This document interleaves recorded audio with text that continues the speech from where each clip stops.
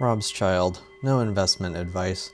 Welcome to the show where we view the financial markets using Benjamin Graham's investment philosophy, macro, technicals, and of course a touch of crystal ball gazing.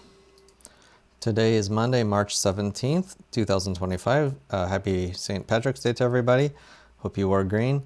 Today's episode begins with the headline, Extreme Fear Remains. Turnaround Tuesday coming?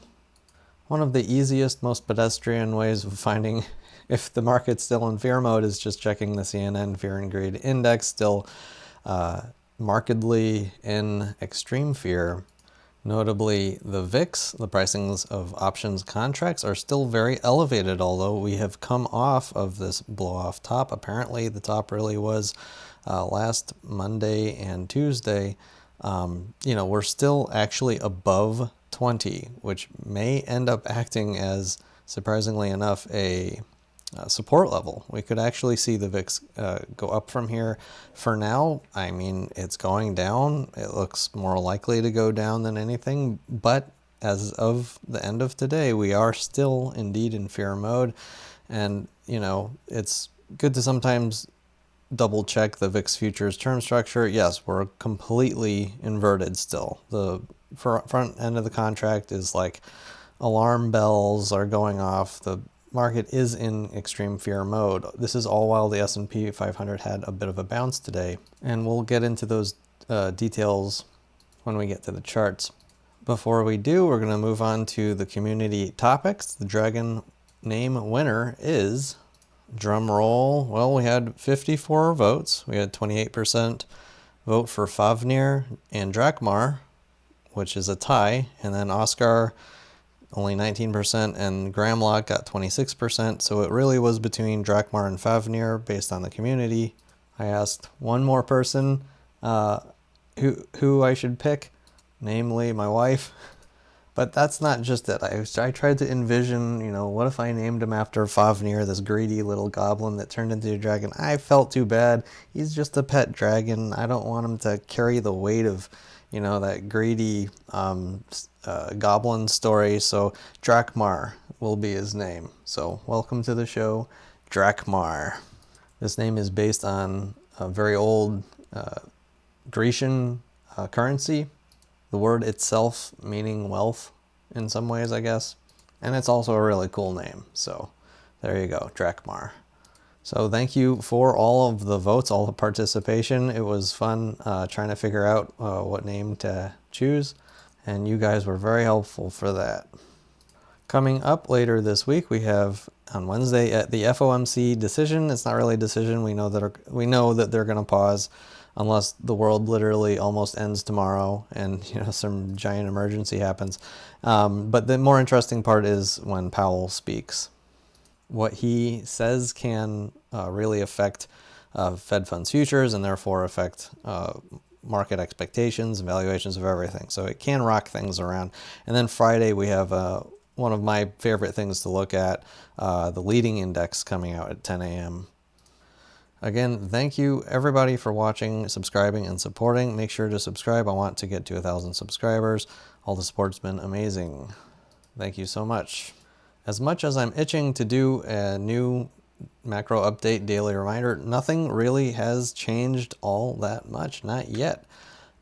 Maybe by this next weekend, things will change enough to have an interesting update here, but for now, still, macro update to 1125 to hear me explain the daily reminders, and portfolio update to 1125 to hear me explain my crystal ball ratings and my own portfolio, which performed really well today, especially with China, Brazil, rare earth metals.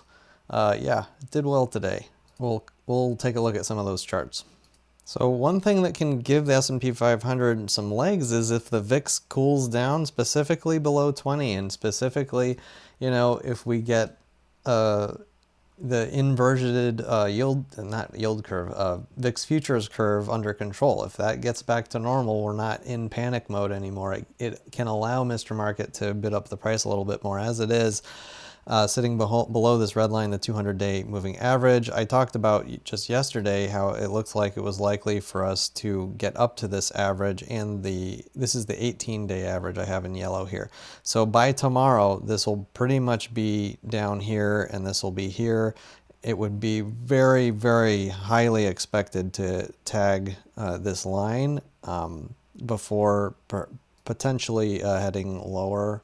That just reminded me, I forgot to talk about the other part of today's headline, Turnaround Tuesday coming. So Turnaround Tuesday is a phenomenon in markets that basically see Tuesday as being like one of the more bullish days. It typically happens especially after you get a sell-off on Monday, and the market will turn around on Tuesday, and then that bullishness can continue throughout the week. And although it's less common, you can also have the opposite happen. You can have market participants on Monday, be getting overly excited, and then things are digested and figured out by Tuesday, and you get that turnaround Tuesday effect. And so if the fear really is baked in and markets really are bearish, we may see the turnaround Tuesday effect kick in tomorrow. That's why I wanted to include that in the headline. Sorry I didn't put that at the beginning of the show. But anyway, so that would be tomorrow's candle. I mean, heck, the way I see it, maybe we could open right here, and then, I mean, I don't know what Mr. Market's going to do. They're all just guesses, but it's fun to, put your best guess out there. One thing that's sort of diverging from the bearish stance is the advanced decline line getting pretty strong here, all while the price of the S&P 500 looks like nothing more than a dead cat bounce. Yeah, the advanced decline line is going up. This typically means that there is more bullishness to be expected because more stocks are participating in this run. However, I think you do need to take this with a grain of salt. When you add the fact that today I had pretty light volume, a lot of the market participants are sort of waiting for the FOMC meeting on Wednesday. That's really the big thing of the week, and yeah, that can affect things. So some people are just sitting on their hands being like, I'm not touching anything till Wednesday. So that might be what's going on here. And with that said, we go back to the SPX chart again. Maybe tomorrow's candle will be up here. We'll hit these two lines, and then Wednesday will be the sell-off to the downside. That would be the most expected movement from me and my crystal ball. TLT, my favorite place to be. Is this a breakout of a bull flag here? It looks like it might be.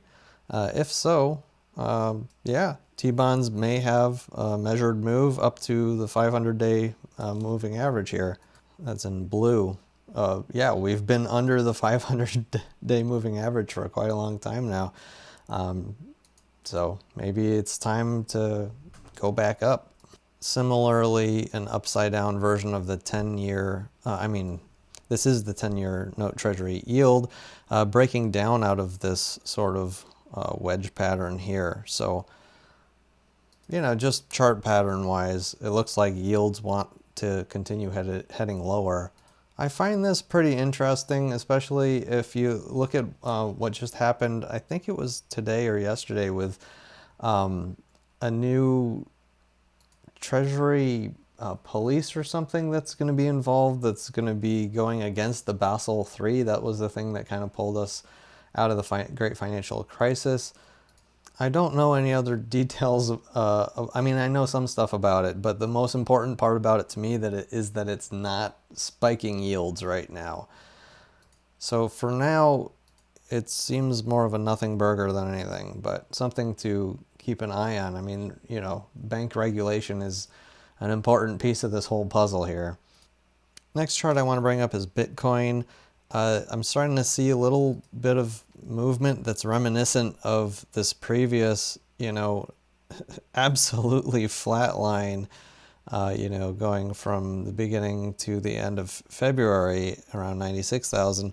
We're starting to find our fight zone here.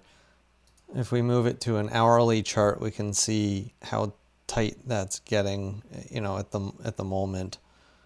So yeah, Bitcoin winding up the spring again. And remember, the longer we wind it up, the greater the breakout will eventually be. Similar thing actually going on in the dollar index, the DXY, after collapsing very strongly at the beginning of the month. We've been really sort of forming, going back to centers of moving averages. This is a fight zone here. And so, whenever that happens, it's like, okay, we might be done going down, we might go up, we might go down, but we're not dropping anymore. Like it was looking really bearish before, and we've stopped here. So see what happens next. Crude oil still inching up towards that $70 mark that some professional chartists, including Gareth Soloway, are talking about. It doesn't look like it's going to get there. To get there, it looks like it's battling to get there. It doesn't. It's struggling right here around the $67.76. Interestingly, right at this line where I think is the most clear line of the long trend line that goes back to 2021. Again, it sounds like from other people, we're looking to close and confirm. Look, if it looks bearish beneath $65 a barrel, the next target down to the downside is around $35 a barrel.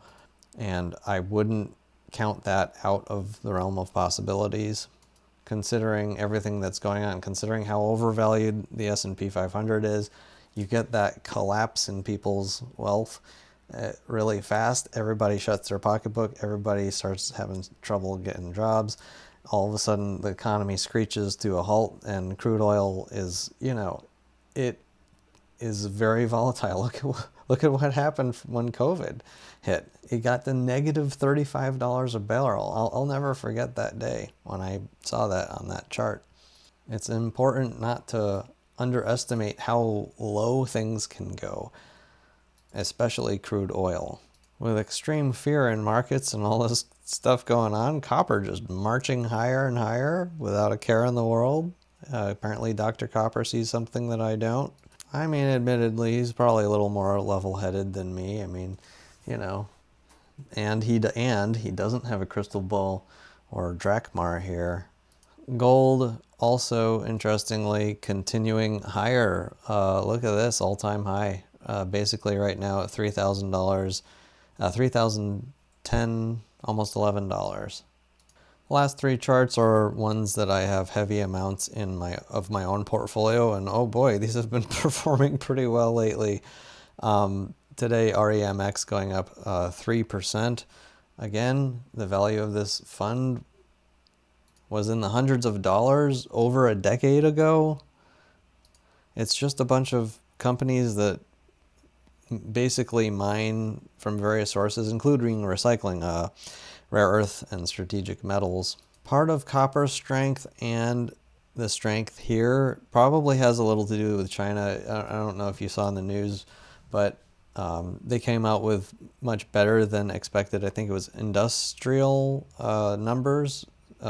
So their economy is heating up, is the long and short of it. And we saw that priced into Chinese equities. I noted there was this diamond pattern that we had forming. We broke out to the upside, and then today's candle, we went up 4% in this. Now, notably, we have not pierced the previous high of 39.21, but that looks like it may even be able to occur tomorrow, and if not tomorrow, in the very near future. Again, a fair, very cheap value to me of this fund is $50. I'll be selling it probably around there, or at least set a trailing stop loss at that point. EWZ, the Brazilian ETF, also getting a heck of a bid, 2.36%. This is also one of the largest holdings that I have because of its extreme undervaluation.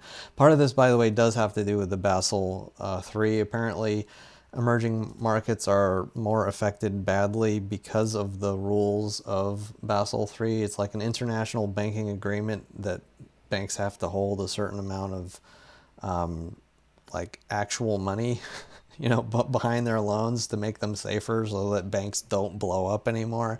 I mean, on one hand, it makes a lot of sense, but it apparently put a lot of strain on especially smaller banks and overseas financial institutions that are lending dollars. So the easing of Basel III we may see money pouring into emerging markets, if we see a breakdown of Basel III. It kind of removes the need for the shadow banking that's been going on. It's a deep dark hole. You want to get into that kind of stuff real deep. Watch Jeff Snyder on his YouTube channel, Eurodollar University. Anyway, all in all, not the most interesting day. I mean, the market's still in complete panic mode. We haven't left panic mode yet. And yet, we're seeing a little bit of signs of strength here and there. And yeah, Wednesday can change everything. Turnaround Tuesday may drive things back down to add, to get the ball rolling back down to the downside. I think things will be falling apart here, but I don't know. I'm just a guy with a crystal ball. And of course, that's all from me and my crystal ball. I hope you enjoyed. Thank you for watching and see you next time. Robschild.